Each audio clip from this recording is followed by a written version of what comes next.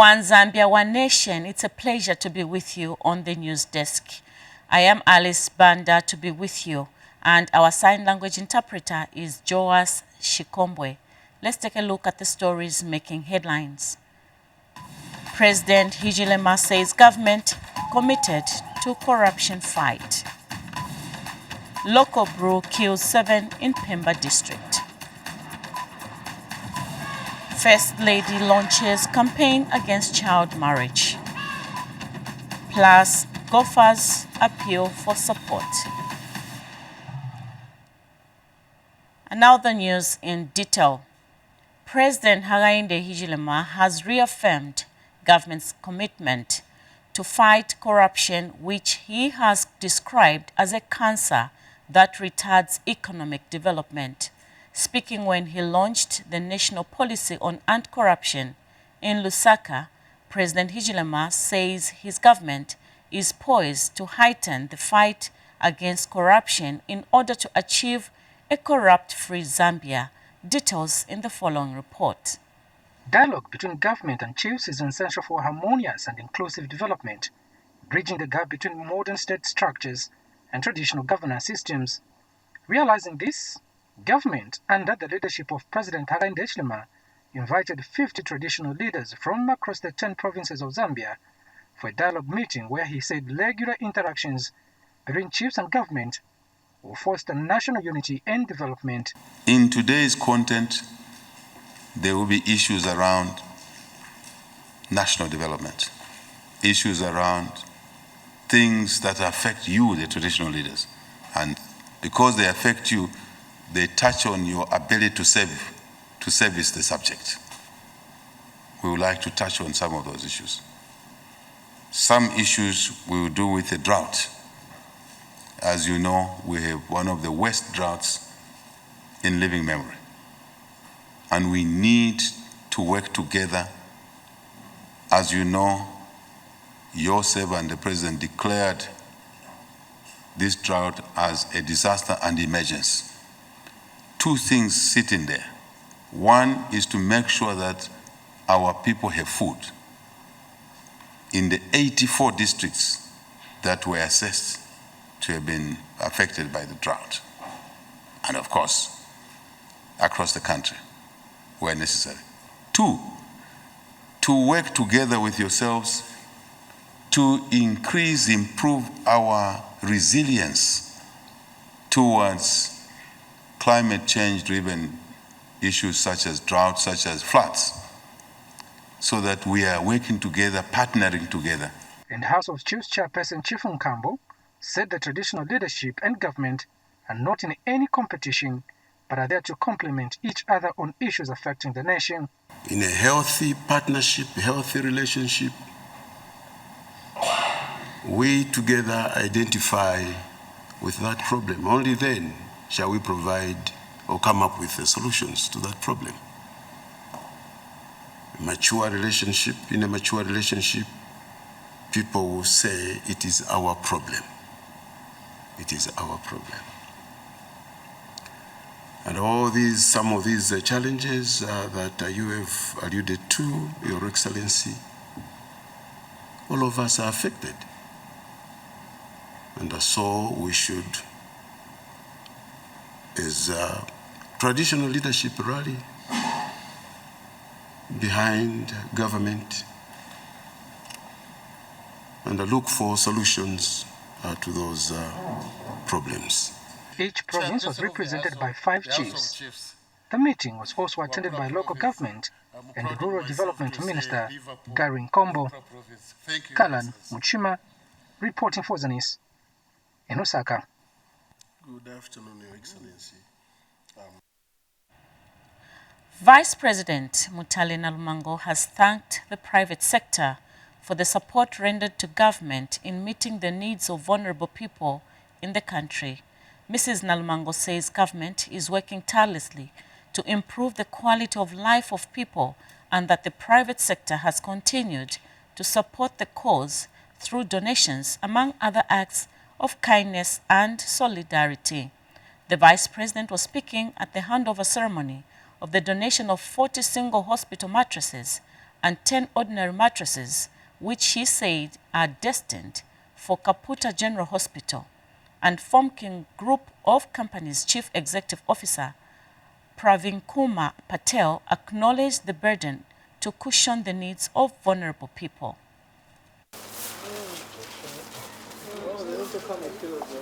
Yes, they also come in. Very grateful.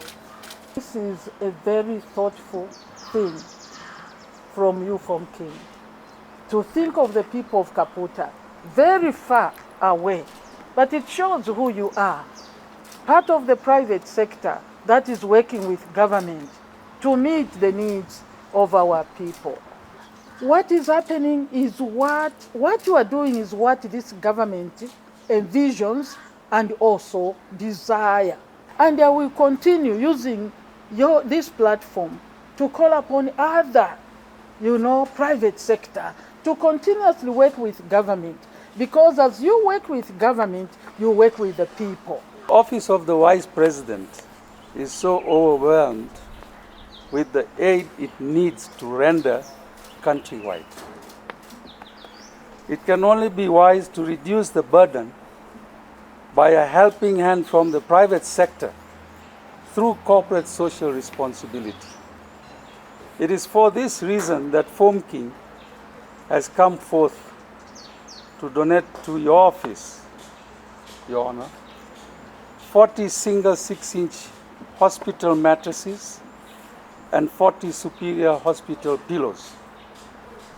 And in addition, we have also included 10 by single 6-inch mattresses with 10 superior pillows.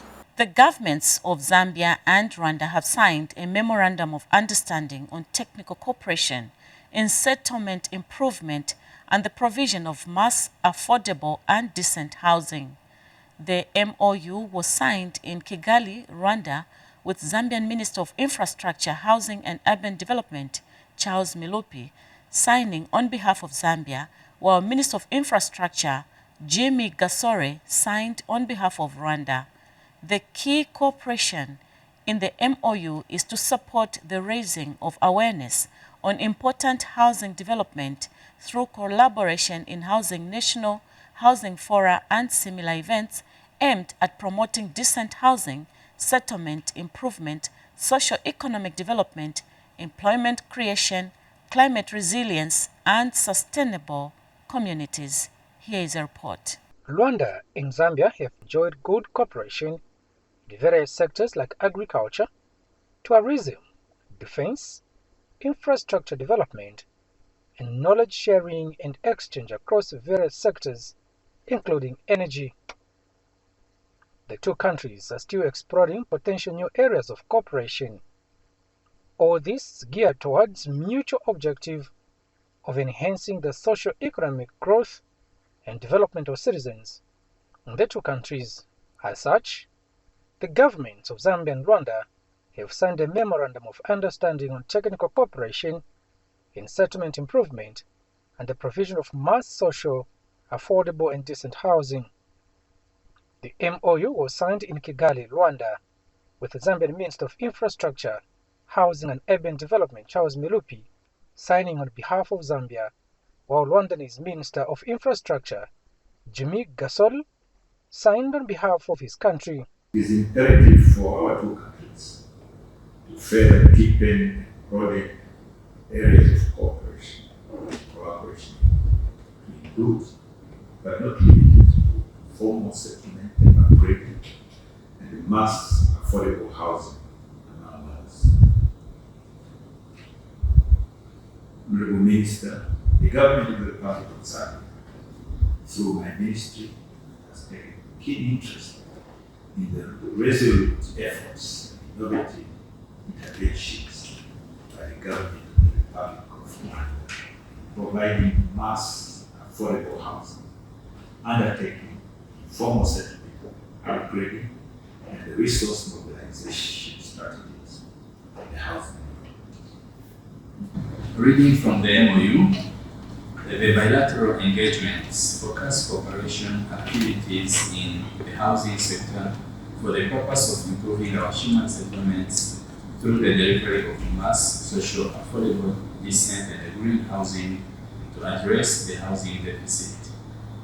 Indeed, this is a challenge across the African continent, and it is through joint efforts and partnership like this that African countries can afford to address. The key cooperation in the MOU is to support the raising of awareness on important housing development through collaborating in hosting national housing fora and similar events aimed at promoting decent housing settlement, improvement, socio-economic development, employment creation, climate resilience, and sustainable communities.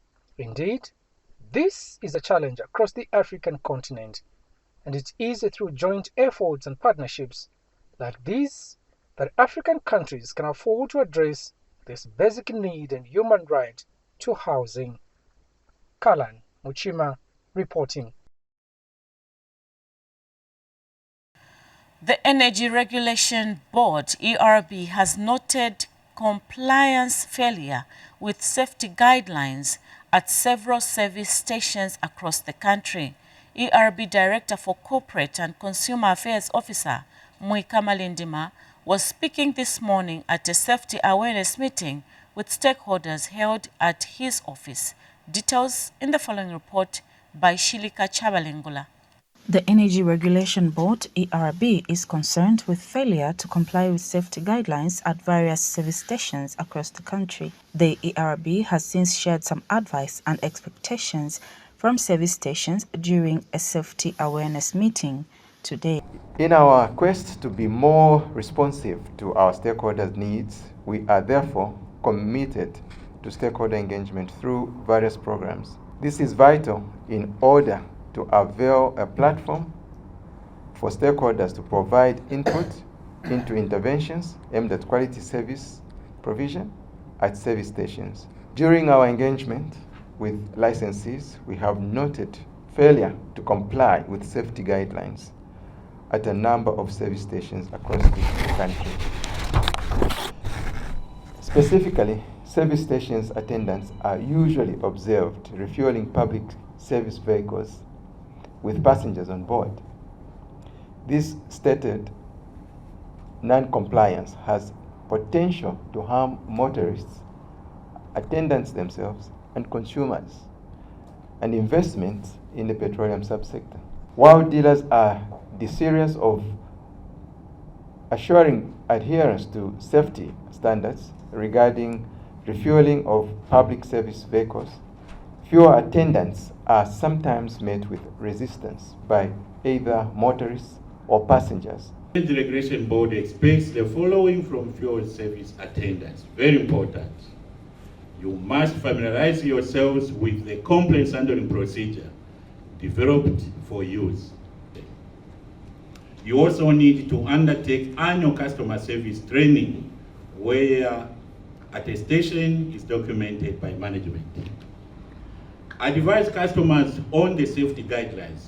Other stakeholders present at the meeting also took time to share their views on safety at service stations. You need to ensure that you inform the bus drivers as they come to refuel their vehicles. They need to ensure that all the passengers get off the bus and they stand at a safe distance.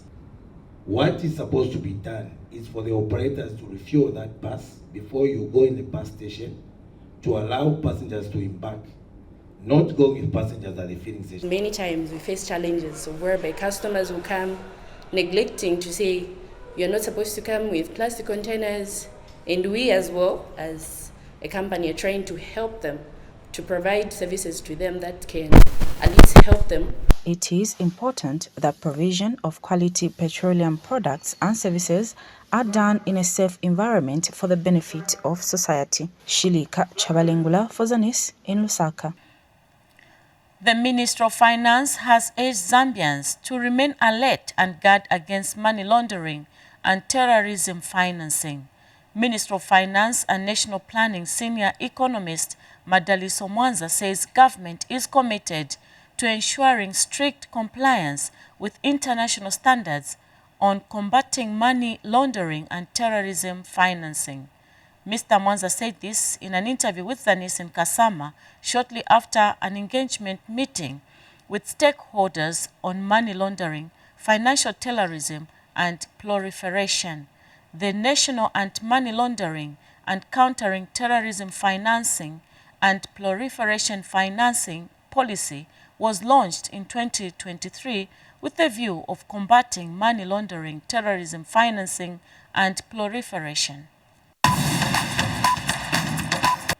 Smart Zambia National Coordinator Percy Chinyama has called for review and amendment of some legislative provisions hindering the progress of digital transformation in the country.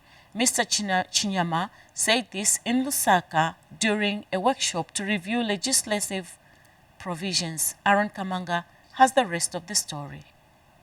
The Smart Zambia Institute has successfully held an e-government legislative review workshop in Lusaka. The workshop was aimed to identify and address legal and regulatory barriers hindering the effective implementation of e-government services, ensuring that Zambia's digital transformation agenda is on track. The event brought together representatives from various government ministries who presented their submissions on challenges they face in implementing e-government services due to existing legislative provisions. Smart Zambia National Coordinator Percy Chinyama emphasized the need for a conducive legislative framework to support the implementation of e-government services. We find that whenever the government is trying to undertake a project or something that is deemed to be important, everything else can go well. The tangible things can be undone. But when you hit a legal pothole, you're just stuck. You can't move. So what you're doing now is unlocking. You're unlocking what would be the biggest showstopper for whatever we are doing in e-government, wherever we are. Officials from the Ministry of Justice highlighted the importance of submissions and reviewing legislative provisions to ensure they are digitized and aligned with the country's e-government goals. All the priority institutions that have been identified as part of the work plan of the committee to have them submit by way of presentation the legislative provisions that they have identified in all their various documents, i.e. policy documents, acts, which are the laws, and regulations, the SIs. Since they are the end users of the pieces of legislation, to ensure that they do their level best to give us feedback on what is required on their ends to ensure that these processes are made simpler and digitized in line with the overall policy that the government has taken. After we're done with these processes, the Ministry of Justice will be very overwhelmed because then we'll have clients in terms of amending and doing everything. Aaron Kamanga for Zanis in Lusaka. Health officials in Pemba district of Southern Province are investigating a series of deaths linked to the consumption of locally brewed alcohol. According to Pemba District Health Director Grant Nkoswe, 7 people have died, while 9 more patients are currently admitted to Kasia Mission Hospital in Pemba. Dr. Nkoswe has disclosed to Zanis that the patients presented symptoms of headaches, blindness, and difficulty in breathing before they died. From the 7 deaths, 3 people were brought in dead at Jembe Rural Health Center, 1 at Moyo Hospital, while 3 others were brought in dead at Kasia Mission Hospital. Here is a report. 7 people have died in Pemba district, while 10 others are admitted to Kasia Mission Hospital after consuming a locally brewed alcohol. According to the district health office, patients exhibited worrying symptoms. So as of yesterday, we started receiving stories of people taking locally brewed alcohol and ending up being blind and also experiencing difficulties breathing. So we had 3 that came in who were brought in dead from Jembo Rural Health Center, and we also had 3 who were brought in dead at Kasia Mission Hospital. We also admitted 3 whose conditions was not very stable. So we ended up referring these 3 to Monze Mission Hospital. Today, we can actually confirm that we've had 7 deaths, and all these are associated with the same locally brewed alcohol. The district administration is saddened about this development and is taking measures to address it. We are very saddened about the loss of life involving 7 people in the district out of this suspected illicit beer.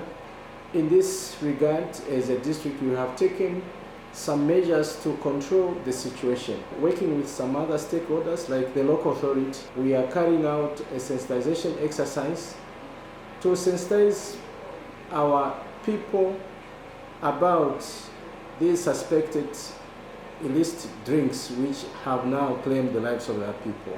The situation has caused serious concern among the community, particularly parents of young people.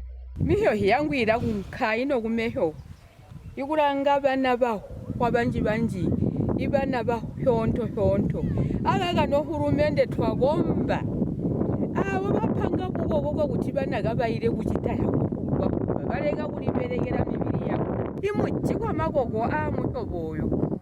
Abazwe ababatande bazwe mu gisi kya Zambia batunyonyweda bana. To those criminals who are going around teaching our children to drink these illicit beers, there should be no limit of how many years they should go to prison. Chintu Nangamba, for Zanis in Pemba, Southern Province. Still in health news, operations at the newly constructed Maternity Annex at Wacha Clinic in Kabwe have impressed Presidential Delivery Unit head Koso Kamwambi. Ms. Kamwambi says government's desire is not to record any maternal deaths, hence the construction of the annex using the Constituency Development Fund. Details in this report. Government's desire not to see any mother delivering from home or dying during or after delivery is slowly being realized. Construction of maternity annexes using Constituency Development Fund is among the measures being put in place to achieve this feat. The head Presidential Delivery Unit, Koso Kamwambi, visited the newly constructed maternity annex at Wacha Clinic. And for me, more than having the facility built, is the level of organization that I have seen. How you are keeping your statistics, how you are taking care of the mothers, how clean the facility itself is. And for me, it's the record that you have, that out of the 88 deaths that you've had this year, there's been no mother that has died while giving birth. I think that deserves a big round of applause. And I think that's what the New Dawn administration stands for, that's what His Excellency stands for, and we just want to encourage you to continue with what you have started here, maintain the standard that you have started. We have seen 2 healthy babies just being born just now, and the cleanliness, the level of cleanliness, we can see that you're also motivated as a staff and as a group. We just hope that what you are doing here can be used as a standard even for the other communities that are coming up with maternity annexes. The in-charge at the facility says the infrastructure has improved service delivery. So with these labor wards, our mothers can have the privacy and confidentiality that they deserve because they are delivering from a standard maternity wing, unlike the rooms that we were using. Yes. And also, our staff are motivated because this is a building which, even when you are offering the services, you have all the rooms where you can offer the different services. These are some of the beneficiaries of the facility.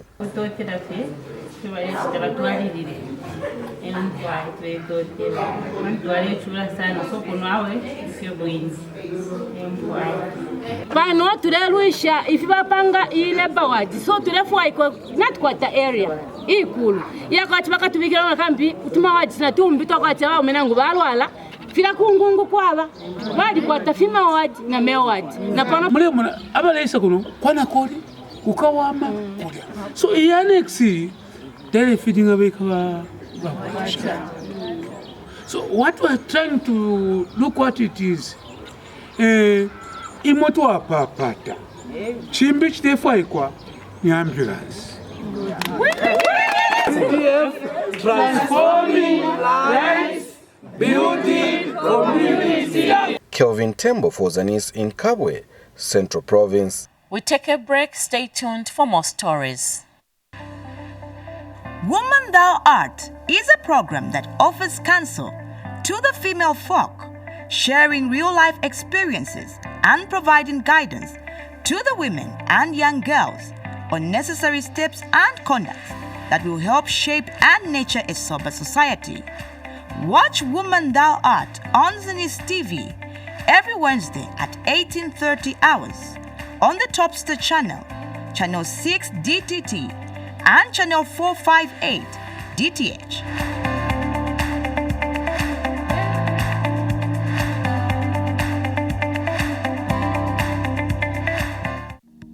The Issue is a program that looks at topical issues happening in the country. Watch The Issue every Friday at 19:30 hours, only on Zanis TV, channel 6 DTT and channel 458 DTH on Topstar. Don't miss.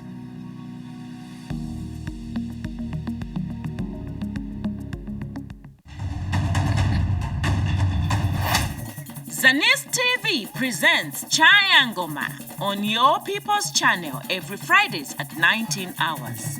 Chayangoma is a traditional musical program that teaches Zambians norms and culture through song and dance. Watch Zanis TV on Topstar channel, channel 6 DTT and channel 458 DTH. Don't miss.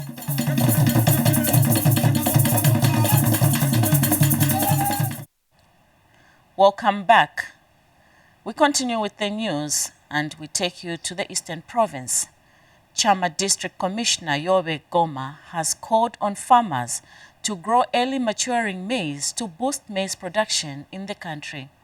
Mr. Goma was speaking when he officiated at the commencement of the 2024 training workshop for seasonal staff in readiness for the crop marketing season organized by the Food Reserve Agency in Chama District. First Lady Motenta Hijilema has thanked traditional leaders in Eastern Province and across the country for championing the eradication of child marriages. Mrs. Hijilema has also praised Chieftainess Kawaza of the Chewa-speaking people of Sinda and Katete districts for championing the cause of ending child marriage. Mrs. Hijilema said this when she paid a courtesy call on Chieftainess Kawaza at her palace today. Details in this report. Eastern Province has continued to rank high in teen pregnancies and early marriages, vices that account for a significant number of girls dropping out of school. Government has put in place interventions to address this social problem. Welcomed by the Provincial Minister, First Lady Mtinta Hichilema was in Katete to officiate at the Ending Child Marriages Advocacy Program. It is important to realize that education is the best equalizer. Child marriage will rob you of the opportunities to pursue your education, explore your talents, and to share out a future of your dreams. Ending child marriage is not a task that falls on one individual. It requires concerted efforts of communities, traditional leaders, the government, and the civil society. I'm happy that government has done its part by enacting laws that protect the rights of the children. Our job is simply to advocate against child marriage. The province in 2023 recorded 32,964 cases of teen pregnancies compared to 31,886 226 in 2022. The province is among the provinces in the country with high teen pregnancies, which more often than not end up in two-child marriages. I stand here to declare my commitment to enhance the fight against child marriages and include it as a provincial priority. Line Ministries explained what's being done to counter this vice. Some of those initiatives are keeping girls in school, and I'm so glad that the Royal Highnesses are very much aware about this.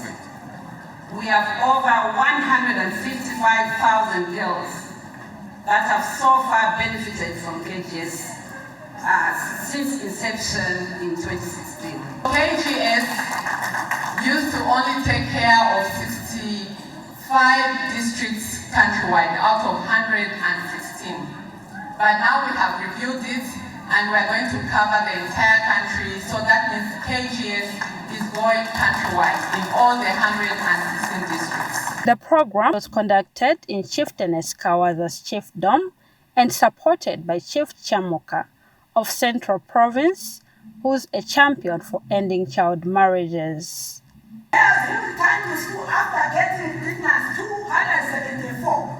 Girls withdrawn from marriages taken back to school 16. Girls who return to school after dropping for various reasons 553. The program will be implemented with support from partners like the United Nations Population Fund and Plan International. The First Lady also made a donation of assorted items, including Millie Meal, cooking oil, and mattresses, among others. Abigail Kashweka reporting in Katete District. In a related development, First Lady Mutinta Hijilema has launched a campaign against child marriages in Katete District of Eastern Province. The campaign is aimed at ensuring girls remain in school as part of their human rights. Details in this report.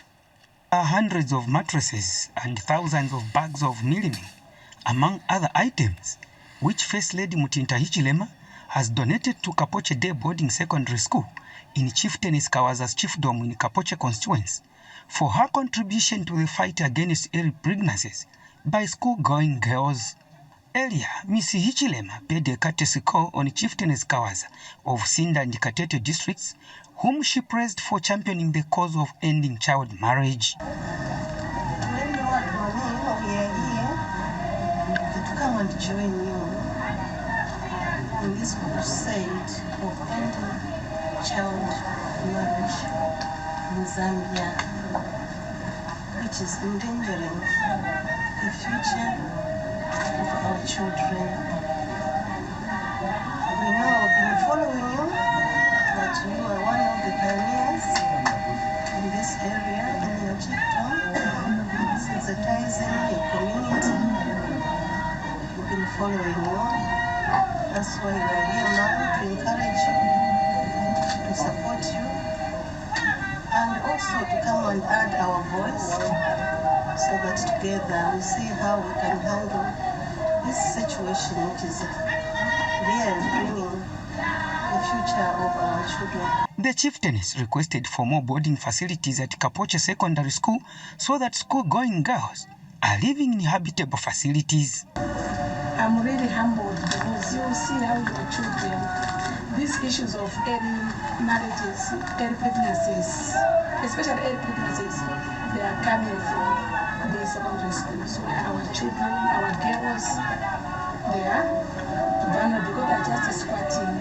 Meanwhile, Education Permanent Secretary for Administration, Noriana Muneko, who accompanied the First Lady, said the government has already constructed modern boarding facilities at Kapoche Secondary. The good news is that even if the headmaster has lamented openly that children are vulnerable because they are lacking boarding facilities, the good news is that the government is the one that has moved forward before even our cooperating partners to add a voice of coming up with proper weekly boarding facilities. Bethias Mutale for Zanis News in Katete, Eastern Province.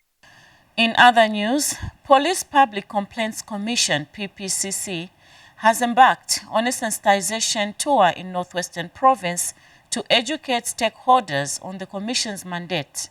PPCC Commissioner Joseph Nkete says the Commission is there to enhance professionalism in the Zambia Police Service and enable them to serve citizens better.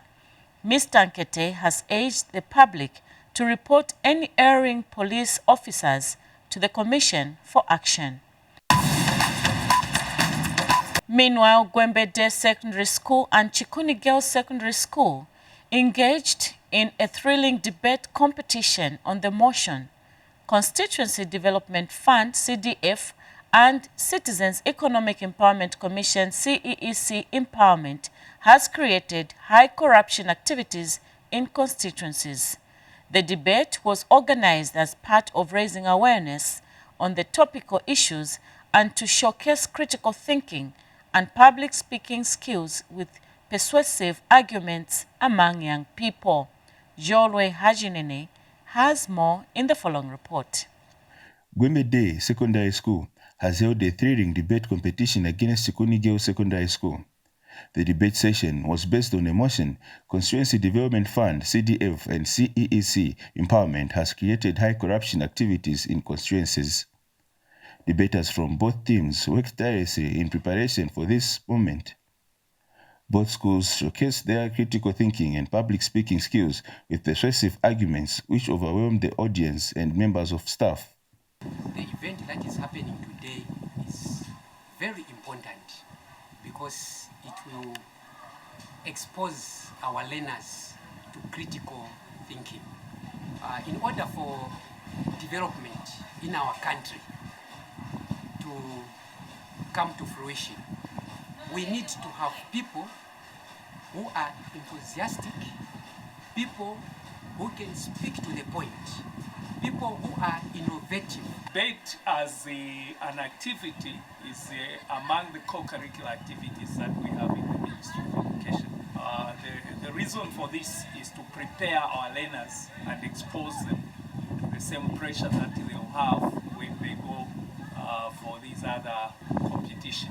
This program has been appreciated in a special way by participants for its significance of not only helping them improve on their vocabulary, but help them to learn other social aspects.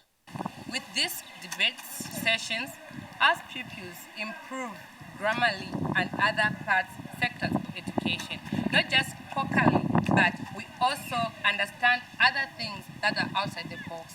So here today we've learned a lot of things. Not just how the environment is being polluted, but just how the CDF funds, the way they help us in different constituencies. This debate has helped me realize the good part and bad part of CDF. Jori Hajinene reporting in Gwembe District, Southern Province. And finally, we end the news on a sporting note. The Professional Golfers Association of Zambia has called for more support towards golf as a sport. PGA President Yusuf Jassat has stated that golf has been an underrated sport and the narrative can change if both government and the private sector supported it. Details in the following report. As golfers prepare for the Zambia Open Golf Tournament to be held in Quito next month, preparations for the tournament have advanced. However, Professional Golf Association of Zambia President Yusuf Jassat joined some golfers preparing for the tournament in Mazabuka district. The association is concerned in seeking support from both private and public sector for the growth of golf as a sport.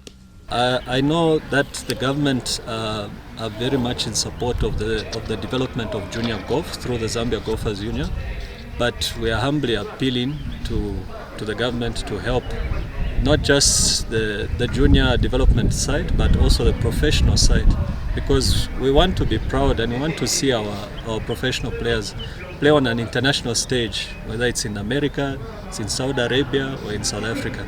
So we are humbly appealing to government to come on board and help us to get and achieve those goals.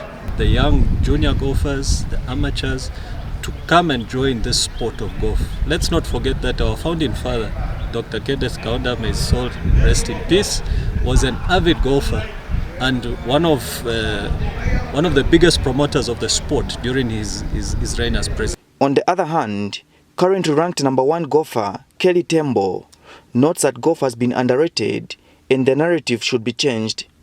Most of people who are in the rural, they see golf like a playing ground for those people who are rich, people with the already money. They go there to pass time, which is not true. These young boys and girls who are outside Lusaka or in the rural golf courses, they should know now to say that there is a livelihood in golf like any other sport, because these young ones here, they think you can only get a living through playing football. You can also get a very better living by playing golf, and there's even more money in golf. And also the lifespan for golf is long. You can play golf until to the age of 60, you can still be earning your money, compared to football. When you are in the 32, 33, I think your career by that time is winding up. Selected golfers will be among some professional players joining the upcoming Zambia Golf Tournament in Kitwe. Gazala Habwanda, in Mazabuka District, Southern Province. As we end the news, a recap of stories that made headlines. President Hichilema says government committed to corruption fight. Local brew kills 7 in Pemba district. First Lady launches campaign against child marriage. Plus, golfers appeal for support. On that note, we end the news. On behalf of the entire Zanis production team, not forgetting Joas Shikombwe, the sign language interpreter, I'm Alice Banda saying goodbye and God bless you.